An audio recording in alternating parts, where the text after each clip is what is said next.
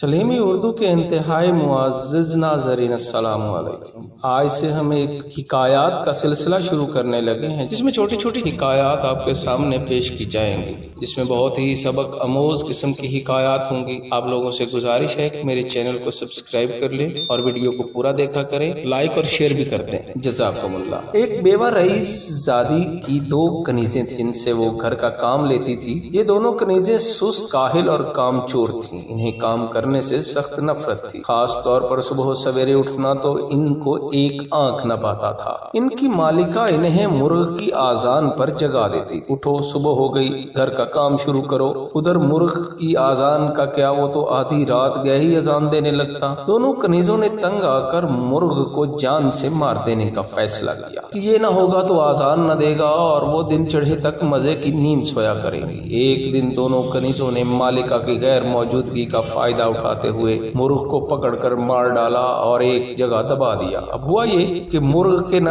ہونے سے بیوہ کو وقت کا اندازہ ہی نہ رہا، وہ کنیزوں کی جان کھانے لگی اور انہیں آدھی رات کو ہی جگانے لگی۔ حکایت کا مقصد یہ ہے کہ غیر ضروری چالاکی اور ہوشیاری کا نتیجہ ہمیشہ تکلیف دہ ثابت ہوتا ہے۔ شیخ سعدی رحمت اللہ علیہ بیان کرتے ہیں کہ مصر میں دو امیر زادے رہتے تھے، ایک نے علم حاصل کیا اور دوسرے نے مال و دولت جمع کیا۔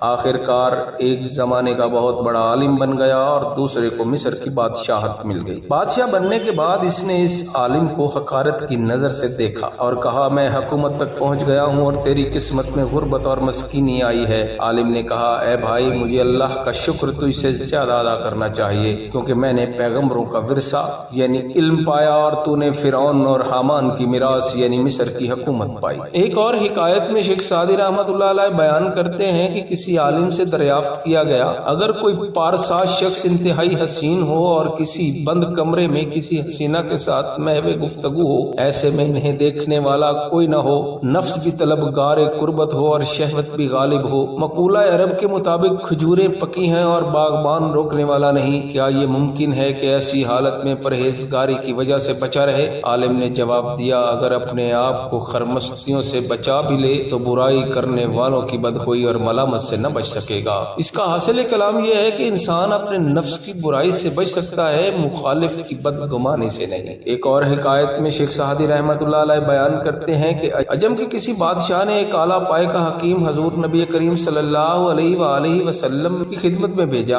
وہ حکیم کئی سال مدینہ شریف میں رہا، کوئی ایک شخص بھی اس کے پاس علاج کے لیے نہ آیا۔ ایک دن وہ حضور نبی کریم صلی اللہ علیہ وآلہ وسلم کی بارگاہ اقدس میں اس شکایت کے ساتھ حاضر ہوا کہ یہ خادم یہاں کے لوگوں کو علاج معالجے کے لیے آیا، لیکن اتنی مدت گزرنے کے باوجود کسی نے میری طرف توجہ ہی نہیں کی اور نہ ہی علاج کے لیے کوئی بیمار میرے پاس آیا ہے۔ حضرت صلی اللہ علیہ وآلہ وسلم نے فرمایا، ان کا دستور یہ ہے کہ بلا تیز بھوک کھاتے نہیں اور کھاتے وقت بھی انہیں بھوک باقی ہوتی ہے تو اپنا ہاتھ اس سے کھینچ لیتے ہیں۔ حاصل کلام یہ ہے کہ ہمیشہ تندرست رہنے کا راز یہی ہے کہ بلا تیز بھوک مت کھاؤ اور ابھی بھوک باقی ہو تو وہ کھانے سے ہاتھ کھینچ لو، انسان کبھی بیمار نہیں ہوتا۔